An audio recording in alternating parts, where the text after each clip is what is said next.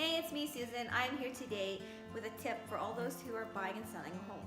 Now, when you're going through the process, you want to do things or eliminate as much stress as possible. And one of the ways of doing this is actually picking a closing date that is better than most closing dates. So the best closing date to have when you're buying or selling a home is actually Tuesday, Wednesdays, or Thursdays. Now, this is because if you were to pick a Monday, let's say you pick a Monday for a closing date, everyone like the lawyer, the mortgage agents, the buyer, seller, whatever, whoever is involved in the process will all have to get ready on the Friday before the Monday to prepare for closing. Now that means you lose 2 working days. It's the Saturday, Sunday. Nobody works on those days to prepare for the closing. So actually your closing date gets shortened by 2 days if you were to pick something like a Monday closing.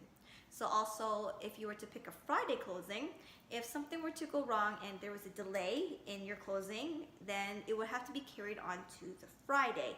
So if you were to pick a Friday, it would carry on to the Monday. So if Friday closing, something goes wrong, you would have to close on the Monday, which then again, it gets carried on for 2 extra days. The Saturday and Sunday, nobody works, and so your Friday closing now becomes the Monday closing. So usually Tuesdays and Wednesdays and Thursdays are the best days to close, because if there was a delay on, let's say on a Wednesday, then you can still close the next day, which is a Thursday.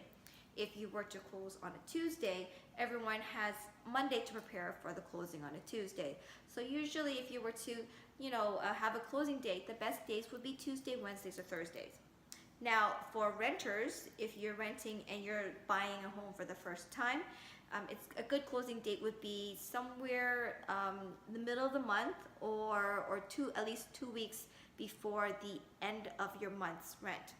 So that way that if anything does go wrong, that you'll still have a buffer, a place to live for things to be sorted out, so that you won't be actually homeless if something happens to your closing and it doesn't close on the right day. So these are the things that you can use, the tips that you can use to ensure that you get buffers around your closing date to make sure your transaction goes a little bit more smoothly. Less stress is always the best way to go. I hope this tip helped you guys in purchasing or selling a home a little bit more easier. So that's the tip I have for today. See you next time for more tips on buying and selling and making the transaction a little bit more smoothly. Bye for now.